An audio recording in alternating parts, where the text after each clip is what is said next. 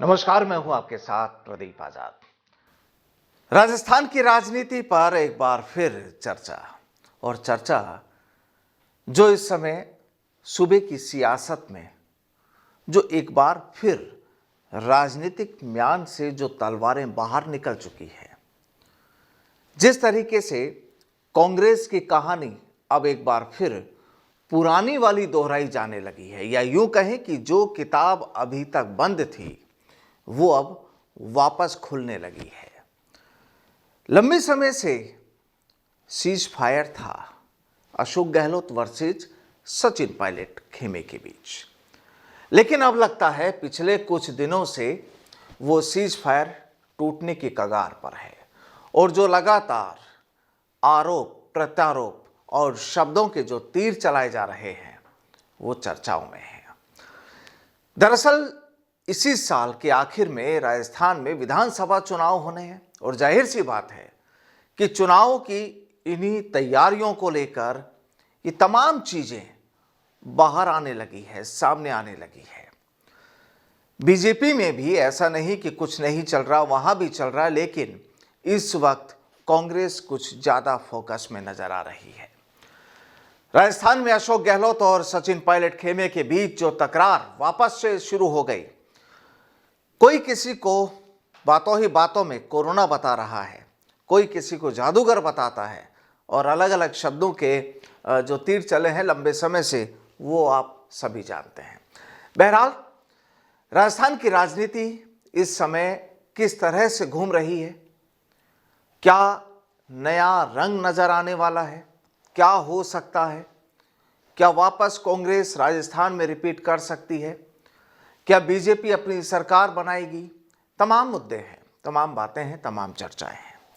और कुछ इन्हीं मुद्दों को लेकर आज की हमारी खास पेशकश और बातचीत के लिए आज हमारे साथ मौजूद हैं बच्चू सिंह बैसला जी। नमस्कार। तो बच्चू सिंह जी, वापस फिर एक बार वही राजस्थान की सियासी चर्चा करते हैं और क्या लगता है कि जो वापस से बयानबाजियां जो शुरू हो गई हैं, क्या हश्र होने वाला है अब?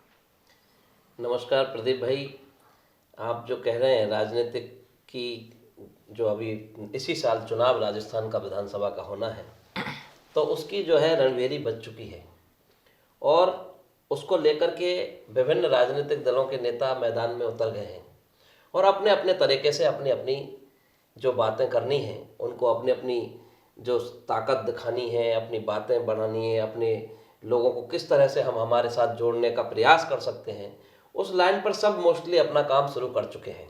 इसमें कोई अतिशयोक्ति वाली बात नहीं है, लेकिन इसमें कौन कितना पार पटकता है ये आने वाला समय बताएगा। और इस विषय को लेकर के जो पिछले 4 साल से जो प्रदेश में सफ़र कर रही है प्रदेश की जनता, वो भी चीज़ मायने रखती है और वो चीज़ भी उसमें एक माइलस्टोन साबित करेगी कि एक पहले जिन्होंने हमने इस प्रदेश में इनको चुनकर के भेजा और हमने इनको पूरा जो है बहुमत दिया और बहुमत देने के बाद उन्होंने हमारे प्रदेश की जनता के लिए कितना क्या किया और क्या नहीं किया, उनका भी हिसाब किताब पूरा होना तय है। अब रही बात अपनी, जो इन्होंने अपने अपने तरीके से जो राजनीतिक दलों की बात जहां आती है, तो अपना काम करने का हर व्यक्ति का अलग अलग तरीका होता है, अलग अलग नज़रिया होता है, लेकिन यहाँ तो बात यह है कि काम करने से ज़्यादा उन्होंने अपने आपसी कोई लड़ाई और आपसी कोई मतभेदों को लेकर के ही उसमें समय ज़्यादा व्यतीत किया जो मौजूदा सरकार है, बल्कि बजाय उन्होंने प्रदेश की जनता और प्रदेश की 36 कौम के काम के बारे में सोचने के बजाय उन्होंने सबसे ज़्यादा केवल अपनी व्यवस्था को सोचने के लिए आपस में कुर्सी कैसे बची रहे, एक दूसरे की कैसे काम चलता रहे, उस पर ज़्यादा समय लगाया और ज़्यादा ध्यान उस पर सोच की उन्होंने अपनी। देखिए, ये चर्चाएं चल रही हैं कि जब भारत जोड़ो यात्रा राजस्थान आई थी और आज भी तमाम मुद्दे यही चीज़ें चल रही हैं कि कांग्रेस को मजबूत करने की कवायद जारी है, जो कांग्रेस के लीडर्स कहते हैं। लेकिन यहाँ जो तस्वीरें नज़र आती हैं, यहाँ पर सचिन पायलट की जो सभाएं लगातार हो रही हैं, वहाँ पर जो भीड़ है, वहाँ पर जो बयानबाजियाँ हैं, वहाँ पर जो दूसरे विधायक और मंत्री जिस तरीके से जय जयकार कर रहे हैं सचिन पायलट की, जो पहले कुछ कई बार खिलाफ भी नजर आए थे, वहीं दूसरी ओर जो अशोक गहलोत खेमा है, शायद लगता है कि कहीं वो भी इस डर में है कि आखिर इतनी भीड़ जमा क्यों हो रही है, इसके पीछे की वजह क्या है, और वापस फिर कहीं ना कहीं मुंह से निकल आती हैं कुछ वो बातें या वो शब्द जो फिर सियासी घमासान की शुरुआत करते हैं। यहाँ पर जिस तरीके से हाल ही में अशोक गहलोत ने कहा कि कोविड के बाद राजस्थान में एक बड़ा कोरोना आ गया, किसके लिए कहा, क्या कहा, उन्होंने सीधा किसी का नाम नहीं लिया, लेकिन जब सियासी आप चर्चाएं करते हैं और जो माहौल को देखते हैं उस नज़रिए से जब आप उन तमाम चीज़ों को लिखते हैं तो फिर कहते हैं कि आरोप और प्रत्यारोप की कहानी शुरू हो गई। सचिन पायलट ने कहा कि जब तिजोरी में पेपर बंद था और वो अगर बाहर निकल कर आ जाता है तो ये कौन सी जादूगरी हो गई। हम जादूगर अशोक गहलोत को कहते हैं कि भाई सियासी जादूगर हैं, अच्छे जादूगर हैं, अपने हिसाब से तमाम चीज़ों को मैनेज भी कर लेते हैं, जादूगरी कर लेते हैं। ये कहने का मतलब ये जो शब्दों के जुबान है, ये तमाम जो चीज़ें हैं, क्या लगता है आने वाले वक्त में जो पहले करीब 2 साल पहले जो चीज़ें राजस्थान की जनता ने देखी थी, कुछ वैसा ही नज़रिया, कुछ नज़ारे वैसे नज़र आने वाले हैं। देखिए प्रदीप भाई, जुबानी जंग की बात है, पहले भी कुछ ना कुछ रूप में उनके शब्दों का अंतर हो सकता है, उस समय कुछ और शब्द यूज किए और बाद में अब कुछ और शब्द यूज किए, लेकिन अब तक जो बात थी कि इन्होंने मुखर होकर के पायलट साहब ने उनका इस बातों का जवाब नहीं दिया, लेकिन अब वो जवाब दे रहे हैं। रही बात अशोक गहलोत जी की, तो उन्होंने तो पहले भी बहुत कुछ कहा और अभी उन्होंने वो कोरोना का नाम दिया उस व्यक्ति को, अब उन्होंने शुद्धिकरण में उसका सजे हुए शब्दों में नाम दिया है, लेकिन उन्होंने पहले भी क्या क्या कहा है वो भी सबको जग जाहिर है, पूरे आम व्यक्ति को, आम जनता को पता है। तो बात क्या है कि और अब वो खुल करके आ गए कि भाई ये तिजोरी में पेपर बंद कैसे बाहर निकल गए, छोटे व्यक्तियों पे कार्रवाई करते हैं। खुद गहलोत साहब ये बोलते हैं राजस्थान के मुखिया की हर गलती सजा मांगती है। तो बताइए कोई छोटे व्यक्ति की कैसे हिम्मत हो सकती है जब तक उसके मुखिया की उस पर सहना हो। और वो ये भी बोलते हैं कि किसी अधिकारी या किसी नेता का कोई इन्वॉल्वमेंट नहीं है इस पेपर लीक मसले। मैं यही कह रहा हूं कि ये बहुत सरासर बेईमानी है, ये जनता के साथ बेईमानी है, ये राजनीति की पराकाष्ठा की हद पार करने वाले बयान हैं। उनको सोचना चाहिए। इस विषय के लिए बोलने से पहले वो बोलते हर बार, उन्होंने बड़े बड़े जोर से बड़े बड़े इंटरव्यू दिए, साफ कहा हर गलती सजा मांगती है, हर गलती सजा मांगती है। मेरे जहम में और आम बच्चे के जहम में ये शब्द चल रहे हैं राजस्थान की जनता के में कि हर गलती सजा मांगती है। तो वो गलती कब सजा मांगेगी जिस गलती का खामियाजा पूरा प्रदेश भुगत रहा है, मेरे प्रदेश के युवा भुगत रहे हैं, और उस गलती का असली सरगना कौन है। अगर कोई चीज की प्रदेश में कोई मंत्री या शासन अच्छा काम करता है तो उसका श्रेय किसको जाता है, मुखिया को जाता है ना। और इसी तरह जब कोई गलतियां होती हैं तो उसका भी श्रेय किसको जाना चाहिए, जो लोग बड़े मछलियां जो इस काम को कर रहे हैं, सरकार में मंत्री पदों पर बैठे हैं, जिन लोगों ने सरकारी आदमियों को हटा के प्राइवेट आदमी अपने इस काम में लगाए हैं, उन लोगों के ऊपर कार्रवाई के शब्द का एक कोई आज की कोई कड़ी तक नहीं पहुंची।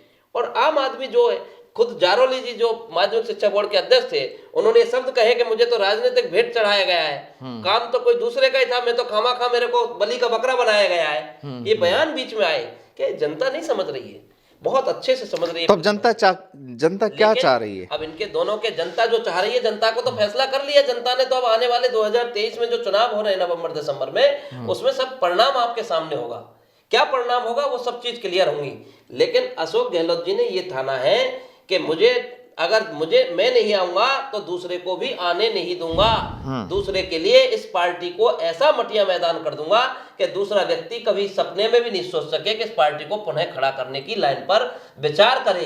क्योंकि पहले भी जब वो मुख्यमंत्री रहे तो राजस्थान में 21 सीट पर सिमटे थे, और बाद में जब उनकी जादूगरी से मुख्यमंत्री बनने का काम हुआ, क्योंकि वो जादूगरी कहेंगे उनके मंत्री, जैसे आज आप कह रहे हैं पायलट साहब के पक्ष के जो मंत्री हों या उनके मंत्री हों या कोई भी आपस में बात करते हैं, और उनके मंत्री पायलट साहब के भी बोल रहे हैं खुले खुले, उन्होंने बड़े बड़े शब्दों में कहा है कि जो 100 नंबर लेके आया वो फेल है और जो 21 नंबर लेके आया वो पास है। क्या कहेंगे इसको? उनकी सरकार के काबीना मंत्री के बयान है ये। तो इससे ज्यादा और क्या समझाने और समझने की जरूरत बच गई मेरे प्रदेश की जनता को प्रदीप भाई? लेकिन ये विषय सोचने का है। लेकिन अशोक गहलोत भी कहते हैं, राहुल गांधी भी कहते हैं, सचिन पायलट भी कहते हैं, दूसरे कांग्रेसी लीडर्स तमाम कहते हैं कि रिपीट होगी, मजबूत हो रही है कांग्रेस। तो कितनी मजबूत हो रही है आपको पता है? संगठन नाम की चीज नहीं है उनके पास। जुम्मा जुम्मा कल उन्होंने संगठन बनाया है, संगठन की ताबड़तोड़ लिस्ट जारी करी है। वो कितने दिन में क्या कारगर सिद्ध कर देंगे? कितनी बड़ी, कितना बड़ा जो है उनके पास इतना बड़ा मादा है कि वो 4 दिन में इस पार्टी को पूरे 5 साल में तो कुछ नहीं कर पाए, और वो 4 दिन में बहुत बड़ा जादूगरी करके दिखा देंगे। जादूगरी से काम नहीं चलता। जनता धरातल पर जनता के साथ जुड़ने के लिए ग्राउंड पे काम करना पड़ता है, उनके साथ मिलना पड़ता है, उनकी भावनाओं से, उनके मुद्दों को लेकर के, विषयों को लेके घुलने में उनको 4 साल लग जाते हैं। अब नहीं होगा, अब तो चुनावी बिसात बिछ चुकी है। तो क्या लगता है कि अब चुनावी मोड में आ चुका है पूरा प्रदेश। क्या लगता है कि पायलट भी राजस्थान में कांग्रेस का विमान उड़ा पाएंगे या नहीं उड़ा पाएंगे? अब देखिए प्रदीप भाई, ये बात तो कांग्रेस का आला कमान तय करे और पायलट खुद तय करें कि उनको क्या करना है। वो विमान उड़ाएं, विमान ना उड़ाएं, जिस हिसाब से पब्लिक के बीच पहुंच रहे हैं, पब्लिक के बीच बिल्कुल वो युवा है, युवाओं में उनकी क्रेज है, वो युवाओं के लिए करते हैं। अब वो कितना क्या कर पाते हैं, उन जिस राजनीतिक दल में वो काम करते हैं, वो विषय उनके विषय में है कि वो कितना विमान उड़ाएंगे कि नहीं उड़ाएंगे, कि गिराएंगे विमान के, क्या करेंगे। वो कुछ भी हमें उस विषय पर नहीं जाना है। लेकिन मैं ये कह रहा हूं कि जिस कौम के साथ उनके नाम को जोड़ करके, जो कौम के साथ गद्दारी, कौम के साथ जो दुर्व्यवहार, कौम के साथ जो धोखे हुए हैं, छलावे हुए हैं, उस काम के लिए कौम बहुत सख्त नाराज है। और उस कौम उस बात को लेकर के कि हमारे साथ जोड़ करके क्यों एक व्यक्ति को जोड़ करके और हमारे साथ से बांधने के लिए ये बार बार मुख्यमंत्री हो या किसी भी व्यवस्था के नाते किसी भी माध्यम से उन्होंने बात को साधने का तरीका किया है, वो बहुत सरासर गलत है और वो कतई स्वीकार नहीं है। ये तो इसके स्पष्ट शब्दों में बात। यानी कुल मिलाकर आप ये कहना चाह रहे हैं कि उनकी वजह से वोट दिए थे लोगों ने, लेकिन उनको कुछ मिला नहीं, उनको कुछ नहीं मिला, वो क्लियर है। लेकिन इसके साथ में मैं आपको कह रहा हूं कि जो कभी भी कहते हैं ना, कभी दूध का जला छाछ को भी फूंक के पीता है। आदमी काम करता है, बड़ी ईमानदारी से, निष्ठा से काम करता है, और निष्ठा से काम करने वाले व्यक्ति को अगर कोई इनाम ना मिले तो कम से कम उसका मान सम्मान तो रहना चाहिए, उसको बराबर अपने साथ लेके तो चलना चाहिए। अगर साथ लेकर के ही हम नहीं चल सकते तो बेईमानी है सरासर उस व्यवस्था में। उस व्यवस्था को बिल्कुल पलट देने की बात होती है जब अगर वो साथ लेके भी नहीं चल सके, उसका मान सम्मान भी नहीं रख सके। तो अरे इनाम तो बहुत दूर की बात है, मैं कहता हूं मान सम्मान तक नहीं बचा, तो अब क्या बचा इसके बाद में कहने के लिए? अब इन्हीं विषयों पर बीजेपी की भी नजरें हैं। बिल्कुल बिल्कुल। मोदी जी 28 तारीख को राजस्थान में आ, बिल्कुल मोदी जी 28 जनवरी को यहाँ आ रहे हैं, और 28 जनवरी पे मोदी जी नहीं आ रहे हैं। मैं तो ये कहता हूं कि भगवान देवनारायण ने, मैं बारंबार नमन करता हूं भगवान देवनारायण को, क्योंकि हमारे तो इष्टदेव हैं। लेकिन मैं ये कहना चाहता हूं प्रदीप भाई कि नरेंद्र मोदी जी नहीं आ रहे हैं, नरेंद्र मोदी जी ने प्रोग्राम नहीं बनाया है, स्वयं साक्षात देवनारायण भगवान ने ऐसे कर्मयोगी को चुना है कि देश में प्रधानमंत्री कितने रहे, कभी भगवान देवनारायण के कार्यक्रम में उनको आने का, क्योंकि भगवानों के जो दर पे कोई व्यक्ति आता है ना, भगवान के दर पे व्यक्ति खुद नहीं आता है। जब तक भगवान की इजाजत नहीं होती, भगवान की इच्छा नहीं होती, उनका आशीर्वाद देने का मन नहीं होता, वो किसी व्यक्ति को दर्शन करने तक नहीं बुलाता है। और मैं इस बात का भरोसा करता हूं, कोई करे या ना करे, लेकिन ये मैं पक्का कह रहा हूं कि भगवान देवनारायण ने भी स्वयं साक्षात, क्योंकि अब एक युग का परिवर्तन होना है, और युग परिवर्तन में ऐसे एक कर्मयोगी प्रधानमंत्री को चुना है, और उन्होंने बुलाया है भगवान देवनारायण ने कि आप मेरे जन्मदिन में आइए। तो ये एक वाकई में ऐतिहासिक बात है। तो लगता क्या है कि एक बहुत बड़ा ऐतिहासिक होने जा रहा है। अब इसको अगर राजनीतिक रूप से देखें तो क्या लग रहा है? अब राजनीतिक रूप से अगर फायदा मिलता है तो उसमें कोई दो राय नहीं है, राजनीतिक रूप से फायदा मिल सकता है। वो हमारे समाज के जो कुछ मुद्दे हैं, समाज की जो आकांक्षाएं हैं, युवाएं, कई लोग आशाएं लगा के बैठे हुए हैं कि कुछ विषय हैं, ऐसे बहुत विषय नहीं होते, लेकिन एक दो विषय ऐसे महत्वपूर्ण विषय हैं जिन विषय पर माननीय देश के प्रधानमंत्री, नबी अनुसूची का विषय हो, चाहे हमारे गुर्जर रेजिमेंट का विषय हो, कि कम्युनिटी वाइज हमारी कम्युनिटी के जो बच्चे, जो युवा, जो देश की सेवा में जाते हैं। और प्रदीप भाई खास तौर से मेरे देश के, मैं आपको ऐसे ऐसे उदाहरण दूंगा। एक बाप है, उसके 5 बेटे हैं, बाप भी आर्मी में है और 5 बेटे भी आर्मी में हैं, और कभी एक बेटा शहीद हो गया तो उसके बच्चे को भी वो आर्मी में भेजता है। ऐसी कौम हिंदुस्तान में कि गुर्जर कम्युनिटी है कि उसका पिताजी शहीद हो गए तो उसके बच्चे को भी फौज में, वो सेना में दोबारा भेजने का काम करता है। नहीं तो लोग दूर हो जाते हैं कि कैसे भी भूखे प्यासे रह लेंगे अपने घर में, लेकिन हमको नहीं जाना है। लेकिन 5 बेटे हो और 5 बेटे का पिताजी भी आर्मी में, बेटे भी पिताजी, और उनकी आने वाली पीढ़ी को भी वो आर्मी में भेजना पसंद करते हैं। ऐसी देशभक्त कौम और राष्ट्रभक्त कौम के नाम पर मेरी कौम काम करती है पूरे हिंदुस्तान में। और वो दूसरी कम्युनिटियों की जब बटालियन में काम करती है, चाहे वो राजपूत रेजिमेंट हो, सिख रेजिमेंट हो, ग्रेनेडियर हो, फलाह हो, ये हो, सिख हो, कोई कुमाऊं हो, कई तरह की मतलब जो रेजिमेंट बनी हुई है। और देश का बहुत पुराना विषय है ये, और ये केवल राजस्थान का नहीं, हिंदुस्तान के गुर्जर का विषय है। गुर्जर रेजिमेंट का एक बहुत बड़ा विषय है। और राजस्थान का जो सबसे बड़ा ज्वलंत विषय है वो नबी अनुसूची है। तो मेरे समाज के लोग भी कुछ इस तरह की बातें सोच रहे हैं। अगर ये विषयों पर भी अगर प्रधानमंत्री फोकस डालेंगे तो डेफिनेटली पूरा गुर्जर समाज एक तरफा राजस्थान नहीं, हिंदुस्तान का गुर्जर नरेंद्र मोदी का नारा बोलेगा, ये पक्का मान लेना। तो फिर ये माना जाए कि राजस्थान में जो चुनाव होने वाले हैं जी, और अगर मोदी जी आपकी उम्मीदों पर थोड़ा बहुत भी खरा उतर गए, थोड़ा बहुत और आप लोगों को अगर उन्होंने भरोसा भी दिला दिया बिल्कुल कि हाँ ये काम हम करेंगे, बिल्कुल, तो ये काम क्लीन स्वीप हो गया। समझ लीजिए कि गुर्जर समाज को फिर रोक नहीं पाएगा कोई भी, क्योंकि स्वयं साक्षात देवनारायण भगवान ने अवतार लिया इस कम्युनिटी में। और वही देवनारायण के अवतार ने नरेंद्र मोदी जैसे प्रधानमंत्री कर्मयोगी को चुना कि ये कर्मयोगी आएगा मेरे जन्मदिन पर।